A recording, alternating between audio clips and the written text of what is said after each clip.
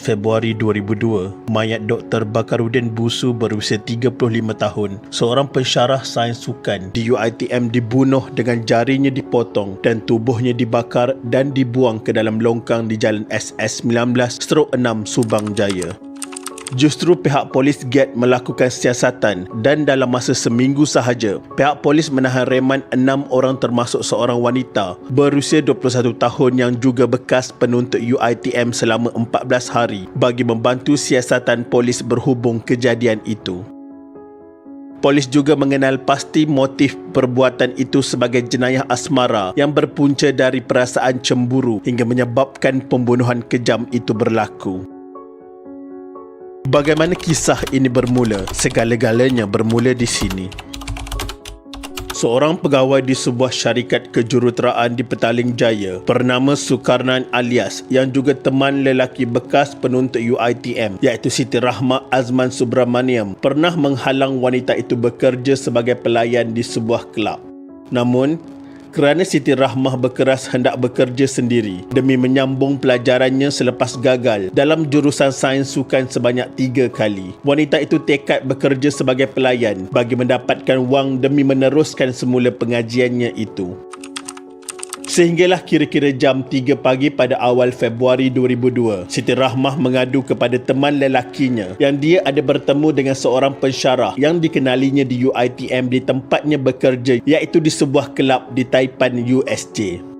Siti Rahmah memberitahu pensyarahnya itu cuba melakukan perkara tidak baik kepadanya dan itu adalah insiden pertama sepanjang dia bekerja di kelab malam terbabit. Pensyarahnya itu memintanya bermalam dengannya di sebuah kondominium sebagai ganjaran untuk membantunya dalam rayuan supaya diterima kembali ke kolej. Siti Rahmah menyuruh teman lelakinya itu membelasah Bakarudin. Namun Sukarnan enggan memukul pensyarah itu dan berniat mahu bertemu dan berbincang secara baik dalam pertemuan yang diatur Siti Rahmah pada 12 Februari 2002 kira-kira jam 8 malam. Dalam pertemuan tersebut, turut bersama adalah beberapa orang yang juga rakan Sukarnan iaitu Norman Abdul Wahab, Azizul Azwal Muhammad Jailani dan Muhammad Zakwan Ahmad Zaki. Pertemuan berakhir dengan pertengkaran dan pergelutan antara Sukarnan dan pensyarah itu di kawasan berkenaan sehinggalah Sukarnan meninggalkan kawasan berkenaan. Prosiding Mahkamah. Peguam Hanif Katri Abdullah yang mewakili tertuduh ketiga Azizul Azwal Muhammad Jailani menceritakan kisah mengenai anak guamnya itu. Hanif berkata Azizul Azwal berada di lokasi salah pada waktu yang salah.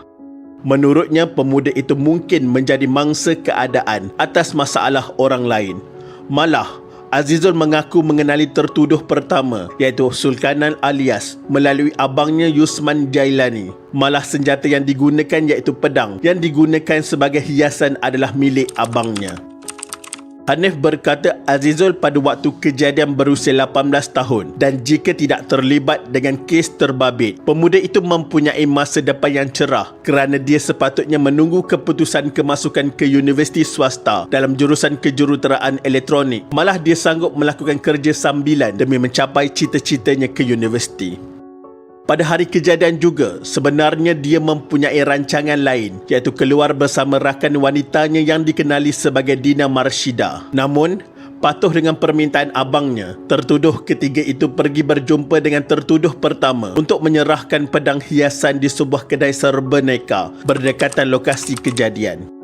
Setelah menunggu, pemuda terbabit mendakwa tertuduh pertama Sulkarnan tiba dengan menaiki kereta Protos Satria bersama 2 yang lain iaitu Norman dan bekas penuntut UiTM Siti Rahmah.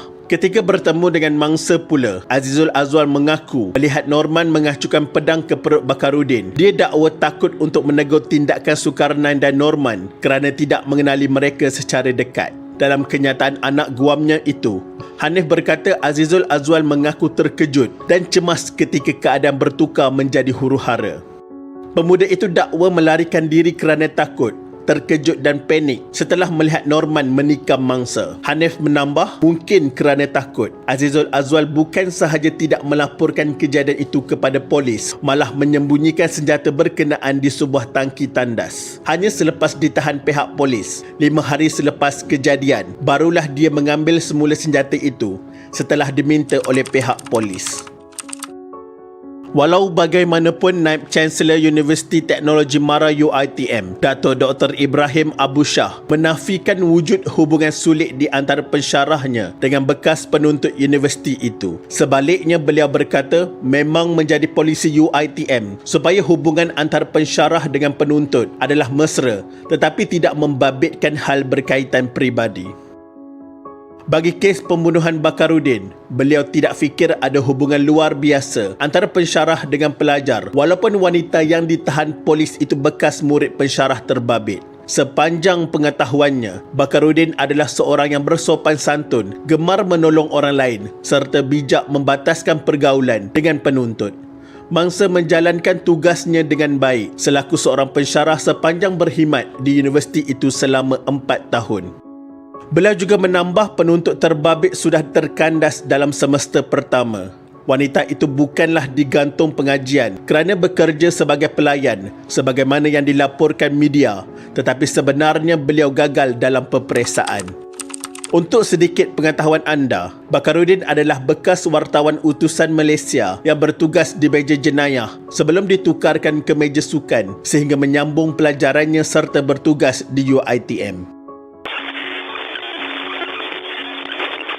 Pada 23 Februari 2015, Mahkamah Persekutuan mengekalkan sabitan dan hukuman mati terhadap 3 lelaki iaitu Zulkarnain alias Norman Abdul Wahab dan Azizul Azwal Muhammad Jailani, termasuk seorang bekas pelajar institusi bina negara, Muhammad Zakwan Ahmad Zaki, bagi kesalahan membunuh Bakarudin. Pada mulanya 4 orang menghadapi pertuduhan membunuh, tetapi Mahkamah Tinggi pada 2007 membebaskan tertuduh keempat iaitu Muhammad Zakwan berusia 29 tahun tanpa memanggilnya membela diri. Bekas teman wanita Zulkarnain iaitu Siti Rahmah juga menghadapi pertuduhan membunuh Bakarudin tetapi dibebaskan tanpa dilepaskan daripada tuduhan itu pada 2003 selepas pihak pendakwa menawarkannya menjadi saksi.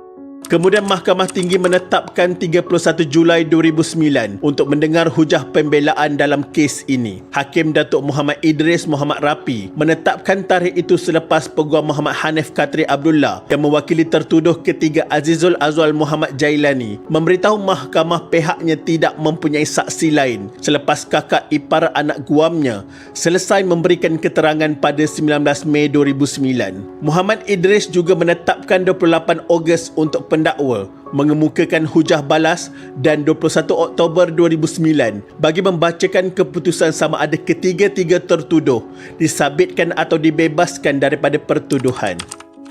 Dalam kes berkenaan seramai 5 panel hakim ketuai Hakim Mahkamah Persekutuan Tan Sri Ahmad Ma'aruf sebulat suara menolak rayuan akhir Zulkarnain, Norman dan Azizul Azwal. Dalam keputusannya, Hakim Ahmad berkata, Hakim Mahkamah Tinggi telah membuat keputusan yang betul apabila mendapati ketiga-tiga mereka bersalah atas tuduhan membunuh Bakarudin. Hakim Ahmad berkata Mahkamah Rayuan telah pun mempertimbangkan isu-isu yang dibangkitkan oleh perayu dan bersetuju dengan keputusan yang dicapai oleh Mahkamah Tinggi. Beliau berkata, hujah-hujah yang dibangkitkan para peguam yang mewakili ketiga-tiga perayu di Mahkamah Persekutuan tidak mempunyai merit. Zulkarnain 37 tahun, Norman 36 tahun dan Azizul 31 tahun didapati bersalah dan dijatuhi hukuman mati oleh Mahkamah Tinggi Shah Alam pada 2009. Begitulah pengakhiran kisah ini.